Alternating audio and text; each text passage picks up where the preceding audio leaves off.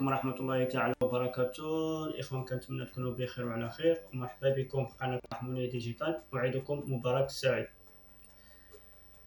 إخوان كنعرفوا بأن بين سنة 2019 حتى سنة 2023 التجارة الإلكترونية في المغرب عرفت واحد النمو اللي هو كبير، ولكن بداية 2024 2025 فما فوق يعني يبانوا بزاف التحديات اللي خلت الناس أنهم يتنازلوا على هذه الخدمة هذه ويبدلوا بشي سيرفيس آخر. اليوم غادي نقرب لكم ثلاثة تحديات مهمين في الإي كوميرس، ونقرب لكم حتى الحلول ديالهم. فمرحبا بكم، تبقوا معايا الأخير وغنستافدوا إن شاء الله. دونك التحدي الأول هو السي او دي، أو ما يعرف بكاش اون ديليفري أو الدفع عند الاستلام. هذا السيرفيس هذا علاش كيعتمد؟ هذا السيرفيس هذا كيعتمد على أن الزبون غيطلب كوموند حتى كتوصل له عاد كيخلصك، ولكن مؤخرا ولاو فيها بزاف المشاكل. علاش؟ الزبون كيطلب واحد الحاجه منك، كيشري على السيت ديالك ولا من اي موقع عندك ولا شي حاجه بحال هدايا، كتوصل له ملي كتوصل له كتصوني عليه في الاخير ما كيجاوبكش، ولا كيقول لك انا مابقيتش باغي، اسمح لي مابقيتش باغي البرودوي هذا، اولا شي حاجه كيبقى يتهرب منك. المهم ما خصوش داك البرودوي صافي. ولكن انت كبائع انت خاسر معاه. علاش؟ حيت انت كتخلص شركه التوصيل غترجع لك البرودوي، يعني ضروري خصك تخلص عليه. هنا خصك تخلص الروتور ديالك. يقدر يوقع داك البرودوي يوقع فيه الكسور ديالو، كتخسر لامبالاج، كتخسر بزاف د المسائل ديال البرودوي. الحل هنا شنو هو؟ الحل هنا خصنا نعطيو واحد التوريه، يعني نربو الكليان ديالنا انهم يبقاو يخلصوا اونلاين، ميبقاش السي او دي. يمكن الانسان يخلص في البلاصه، يخلص لاكارت عاد ياخذ البرودوي ديالو يديليفرالو. وبدو الفكره تقدر تنجح ان شاء الله. وننتقلوا التحدي الثاني. هو ان غتجيك واحد الكوموند ولا غتجيك واحد الطلبيه في واحد المنطقه اللي هي بعيده. ملي غتجيك طلبيه في منطقه اللي بعيده شنو غادي يوقع؟ بحكم ان المنطقه بعيده المازوت غالي، يعني شركه التوصيل اذا كانت شي بلاصه بعيده بزاف ما غاديش تليفري لك المنتوج ديالك.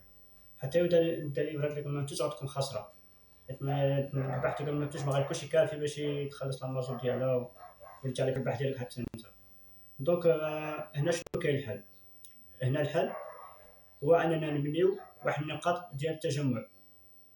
مثلا غتفق مع داك الكليان انك تنزل البرودوي عند شي بريد بنك، اقرب بريد بنك عنده مثلا، اولا اقرب بريد عنده، ولا عند شي منحل تما، ولا شي مقهى، ولا شي حاجه قريب له. هنا غتفادى انك شركه التوصيل ترجع ترفض هاد السلبيه ليك. نشوفوا التحدي الثالث هو اللي زعزع بزاف المغاربه في الاي كوميرس وخرج عليهم، وبزاف الناس قلبوا السيرفيس بسبب هذا التحدي هذا، اللي هو الشركه العملاقه تيمو. كاملين كنعرفوا تيمو ظهرت في 2024، دخلت المغرب بواحد الشكل اللي هو قوي، دخلت بواحد الثمن اللي هو خيالي. برودوي وصل عندها 15 درهم ولا منتوج عندها 15 درهم. التوصيل فابور، توصلوا لك حتى لباب الدار بكل امان. هنا انت كبائع الكتروني غتجيك واحد الصدمه، واحد الاكتئاب اللي هو كبير. علاش؟ حيت انت كتخلص كرا، كتخلص الضرائب ديالك، كتخلص بزاف المسائل، ولكن تيمو جات بحال شي بساط احمر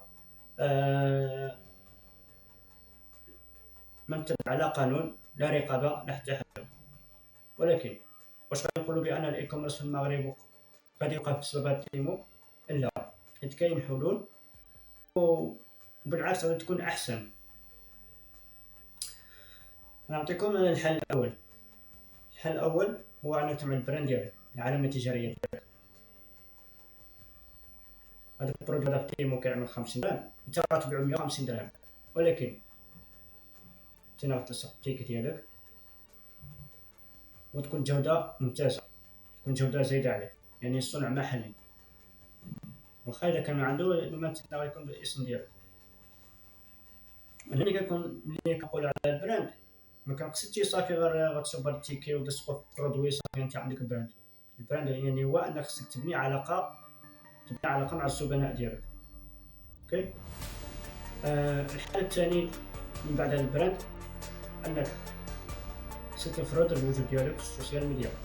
عملتي براند، عملتي العلامه التجاريه ديالك، ستعمل واحد الصفحه في انستغرام، تيك توك، انستغرام، باش يكون عندك واحد الحضور قوي وبراند ديالك غيتعرف، المشروع ديالك غادي يكبر ان شاء الله.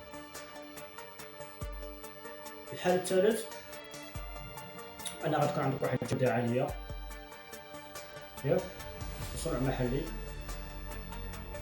وغتسوي فيه مع الزبون ديالك. يعني لما الزبون ديالك ما تبيعلوش راه يبيع صافي وتسمح به، لا تسوي فيه معاه، كتصل به.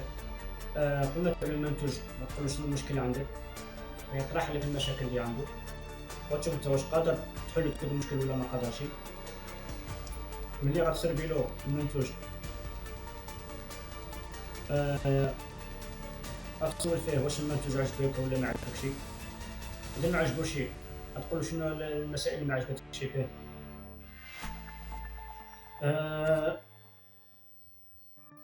غتوقف معاه اذا وقع له شي مشكل في المنتوج، كذلك غتوقف معاه تعاونوا فيه. هنا علاش؟ هنا باش غتكسب الثقه ديال الزبون يعاود يجيب منك المره الاولى والمره الثانيه. اوكي. اذا وصلتي لهنا دير اشتراك، لايك، او استفسار كومنت.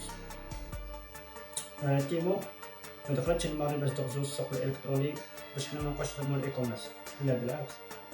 تيمو مجرد التحدي باش غنواجهوه ما خصناش نبكي، يعني غنواجهوه بالخدمه والعمل والاتقان والجوده.